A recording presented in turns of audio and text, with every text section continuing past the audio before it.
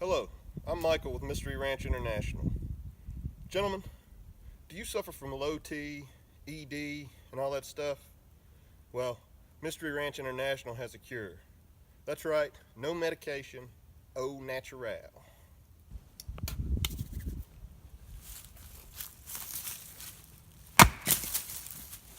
Hello, I'm James with Mystery Ranch International. We sure do have a cure for you. And that's watch Mystery Ranch International every single day. Thank you. Thanks for watching. Mystery Ranch International. You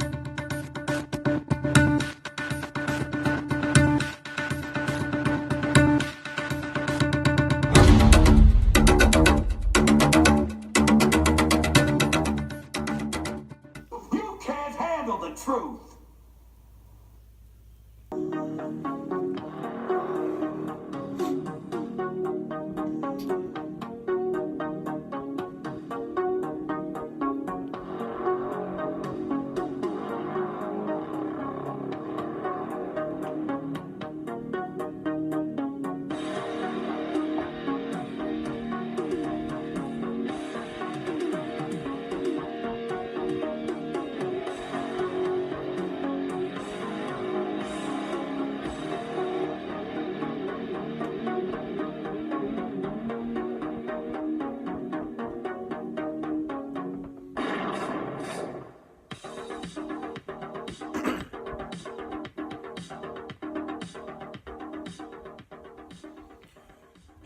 MJ1, what's up? MJ2, what's happening, buddy? Hello, everybody. Welcome to Mystery Ranch International. A little bit too much testosterone around here. We're Glad to be back with the Mystery Ranchers. We have been at an undisclosed location for all winter long, lounging in jaguar flesh that we killed in South America. So, Yep, it's a good time. I'm glad to be here at the Northern Alliance compound. Call sign Dreamland R4808. Yes, sir. Welcome, everybody. We got an important topic to talk about today, whatever time it is. Dealing with the Second Amendment, and in the news we've got all these CNN orchestrated, George Soros orchestrated marches against our rights to defend ourselves, and we just want to talk about it a little bit.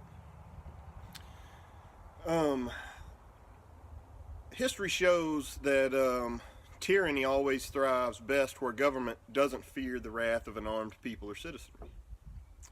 You can look at all the great tragedies of history, and they really haven't been that long ago, folks.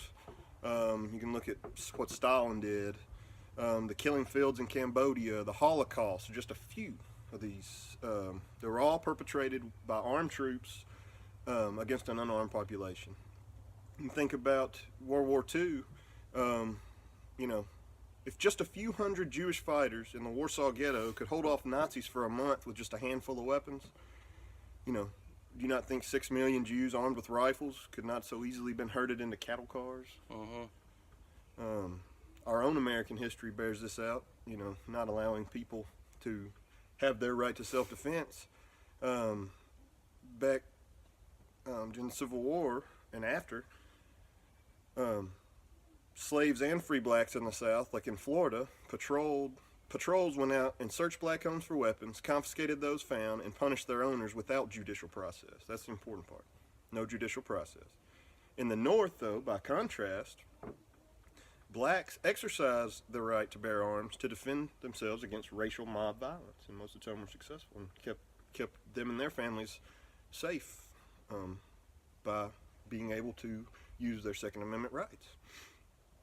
And the framers of our Constitution knew the importance to keeping bear arms because it was still fresh in their minds because they had just fought a tyrannical king. Yeah. And, they make the argument it's for hunting, blah, blah, blah. When the Constitution was written, hunting was a necessity and a way of life. That was that was just a given to be able to hunt. That had nothing to do with hunting. In America, what made us great was the founders' belief in individual liberty. James and I have to be able to protect our families. You can't You know, we're not a politician or a movie star who gets to pay armed guards who go to gun rally marches, anti-gun rally marches with armed security. If that isn't the most hypocritical crap in the world, it's just freaking pathetic. Hold that thought right there. I used to enjoy me and my father. We'd be he used to deal in antiques, but we'd go all over different states here and there doing auctions, whatnot.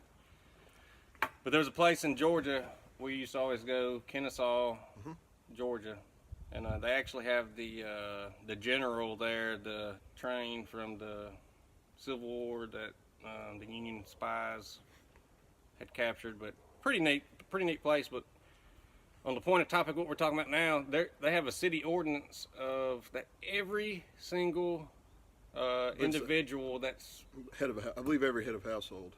every head of household has to own at least one firearm, and they actually encourage you to open carry. And I mean, last time, I haven't even looked into this recently, but last time They have a very low crime rate. it's almost nil. So I mean, needless to say, it's just, I don't know. Yeah, and I mean, there's a million reasons why the government's not going to keep you safe, and a new law isn't necessary. And I'm not saying everybody should have a gun. There's plenty of idiots that should not have a gun. There's plenty of criminals that should not have a gun. I think we've talked about this. You know, okay, if before you're we not- start, if before you we don't- start adding new laws, let's actually uphold the laws that are on the books right now. So, how many chances do they get to kill this last idiot in Parkland? How many chances? Nicholas Cruz. How many chances did they bumble? See, months. They had months. Let's see here. Months. Nicholas Cruz. On November 30th, about 2.5 months before he killed 17, someone called the sheriff's office saying Cruz could be a school shooter in the making. So they called. I don't know, what do you do? Maybe cops should contact him or see what's going on. 2 years earlier, February 2016, a tipster told the sheriff's office Nicholas Cruz planned to shoot up the school. He'd only started attending Stoneman Douglas a few weeks earlier. Right out the gate, The he's sheriff, gonna do Scott Israel at Broward County there, made no apologies for the handling of the calls. A week earlier, the FBI had some tips. What do you do? These same people that are supposed to protect us all, that all these that enforce these laws to protect us, it just, obviously you people know that we don't feel the government is an efficient entity. And being such an inefficient entity, why would you put your security in its hands when they mess up everything? Everything. February 5th, 2016, neighbor's sons tells the sheriff's office, Cruz, pictures with guns on Instagram, planned to shoot up the school. A deputy went there then. September 28th, 2016, another student informs the sheriff that Cruz may have ingested gasoline a week earlier and is cutting himself. That's not a red flag. The student, some kind of peer counselor, says Cruz indicated he wished to purchase a gun for hunting. The school says it would conduct a threat assessment on Cruz. Of course, nothing came of that. November 1st, 2017, Catherine Blaine tells the sheriff's office her cousin, Linda Cruz, Nicholas' mother, recently died. Says Nicholas has rifles and requests that the sheriffs recover them. A close family friend agrees to take possessions of the weapon. September 2017, a blogger in Mississippi warns the FBI that someone named Nicholas Cruz wrote on his YouTube page, "I'm going to be a professional school shooter." Okay. Still. Yeah. November 29th, 2017, after his mother had died, she said her son, 22, had gotten in a fight with Cruz at school, claiming Cruz has lots of weapons. Cruz calls 911 from calls 911 from a nearby park, saying he was assaulted by the other guy after he had run off or whatever. A caller from Massachusetts tells the sheriff's office that Cruz is collecting guns and knives and could be a school shooter in the making. January 5th, 2018, another person close to Cruz contacts the FBI's tip line to report concerns about him, including his possession of guns. Armed with an AR-15, which is an Armalite rifle, not an assault rifle, kills 14 students and 3 educators at the school. Cruz did. 2 days after the killing, the FBI acknowledged that January 5th caller provided information about Cruz's gun ownership, the desire to kill people, his erratic behavior, disturbing social media posts, and as well as the potential of him conducting a school shooting. So these people in charge of supposedly protecting us, all these, this is a couple years worth of opportunity to stop this. So tell me how. So we want more laws. Because I'm sure there was no red tape that held them back in any of this. It's a horrible, horrible, horrible, horrible thing, folks, for these people that have lost their lives in the school. Horrible, and I can't imagine and don't want to have to. But now we got these high schoolers that somehow in a couple days' time were flown to D.C. and everywhere else to march, and our right to self-defense isn't theirs to give away. I don't think we should be taking advice from a generation of kids eating Tide Pods or whatever. They have no life experience. And I'm not saying they're not smart, and I feel for anybody, but, that one little feller I can't stand. You talking about old camera Hogg? What's his name? David Hogg or Hogg? David Hogg? Whoa, bro, easy, man. It's like a trigger word right there, Michael. Yeah, he's a real piece of work. And in fact, they didn't, I don't believe these are like put in crisis actors. I think these are real kids that were at the school, but they also have parents that are anti-gun and were handpicked. These groups that get these kids everywhere, they are funded by George Soros. George Soros, one of those organizations, last year gave $246 million to the Women's March that started going on. Well, you hadn't seen much about that because that same money, the same organization, the buses that ship everybody around, flying them around, the same Democrat organizers and coordinators, just geared over from this to the next opportunity. Women weren't necessarily listening. They like to think for themselves. So they said, well, we already got all this organization and money. And they went right into the anti-gun stuff. David Hogg is funded by George Soros groups. This whole thing with David Hogg. He's something about that fella right there. I mean, I know what was the speech coach at the high school we attended, but I know whenever I took speech class, I wasn't ready to do whatever this cat right here's been doing. I mean, it just seems weird that he was so prepped, just ready to out of the gate. Oh yeah, he's. I mean, it seemed like he's been ready for this day. I'm not saying one way or the other, but daggone. You got that one little girl with the shaved head with like a mic in her ear and a communist Cuba patch on her jacket, sitting here talking to us about, how stupid is that, by the way, and naive for somewhere like Cuba who disarmed their people and murdered people. Gays, blacks, murdered them after they're disarmed. And this idiot has a Cuba flag on her jacket. Dude.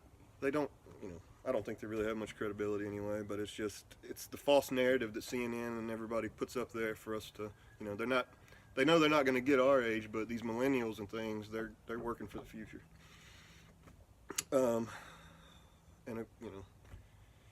All this money, and they want to bash the NRA.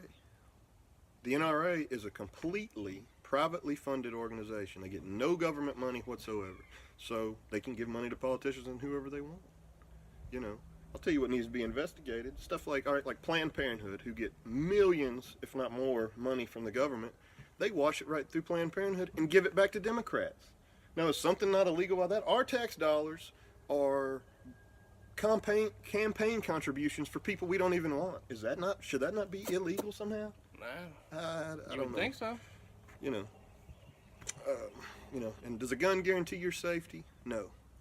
But it gives you a fighting chance. You're not guaranteed safety. You can walk down the road and a satellite fall out of the sky and smash you. Mm-hmm. I mean, it needs to be treated with delicacy and care and safety. But, high capacity magazines, whatever. I live out in the middle of nowhere. What if 4 guys came and tried to break in on me while I'm asleep? I think a high capacity magazine probably evens the playing field a little bit. Just a hair. I mean, Yeah. I don't know. Same with that the YouTube shooter. Her brother, going back to what we talked about with Nicholas Cruz, her brother reported her missing. They found her. The police interviewed this lady that shot up YouTube that morning. And, what are you going to do? They let her go. And all the safety gun laws in California, some of the strictest gun laws in the world, did not prevent it, did it? You look at Chicago. All these crimes, there's people killing each other every single day with handguns in the street. And you know what? They're mostly illegal handguns. Almost all of them. Almost every single one of them. And Chicago has the strictest gun control laws in the country. Well, they shouldn't have no guns there. What do you think is going to happen? There's millions of guns out there now. I tell you, this is something so ridiculous. And before we even have a conversation about gun control, they should be getting places like Chicago under control and get the gun. Why are these people on the street killing each other? Get them off the street, and then we'll talk about gun control. Mm-hmm. It's so bad in Chicago that they're having to put together a task force, which is probably just a waste of money, full of politicians and cops and whoever else, because gang members are killed. Their families can't even have a funeral without the other. It's such a problem. They're having a task force with illegal arms to try to stop the other gang coming and shooting up the freaking funeral. It is ridiculous. And you want to disarm us and even have a conversation about it? It's enraging. It is. And it's ridiculous. I don't know. I'm not even going to get into the stupid task force and everything else in Chicago. These are tragedies, and the schools need to be held responsible. Law enforcement need to be held responsible, and individually, you are responsible for you and yours, not the government or anybody else. Something else. I was looking up stats, and I was reading all these stats that said guns don't deter crime. Blah blah blah. Well, doing further and further research, what I found was some of these stats, the ones that said they didn't deter crime only showed when a gun was fired. And there were millions more. When I shot, nobody ever had to be hurt. Nothing ever happened. A gun was drawn and held somebody at bay till police could arrive. Nobody was ever shot or hurt. Wow. They happened to leave those stats out. That's and of course, that's all the top crap on Yahoo or Google or whatever. You have to look and look to find the truth. But, don't think this isn't a very organized, very well-funded effort to undermine you. And we see what these politicians do while we're armed. I can only imagine what they'll do when we're not. And please be careful if you enjoyed the shooting sports and things. Be careful. They're very dangerous. And personal responsibility, safety. Teach your children how to handle things responsibly. And they can be fun and a tool. That's like somebody brought up, you were talking about safety and everything else. Now YouTube is censoring videos with guns in them or whatever else. I mean, and it's people that showing how to safely clean rifles, pistols. Okay, we're gonna take those kind of videos off. I mean, and I think all these celebrities and things that are out there marching that have armed security. See, the elite, they don't care because they don't have to carry a gun. They've got armed security. Same with the politicians. Bernie Sanders and whoever going out to anti-gun rallies, they had armed men around them. If that's not the most ridiculous, hypocritical crap I've ever seen in my life, it should just make you mad and think, they think you're that stupid. They think you're that stupid. Well, not mystery ranchers. That's probably... They're smart because they understand like us. So whenever somebody says, when the elite say, you need to be disarmed, say you first. You give up your security. your armed security and everything, and we might have the conversation. But until all this illegal gun killing and everything isn't stopped, there is no reason to have a conversation. There's no reason, because as an individual in America, you have to be responsible for yourself.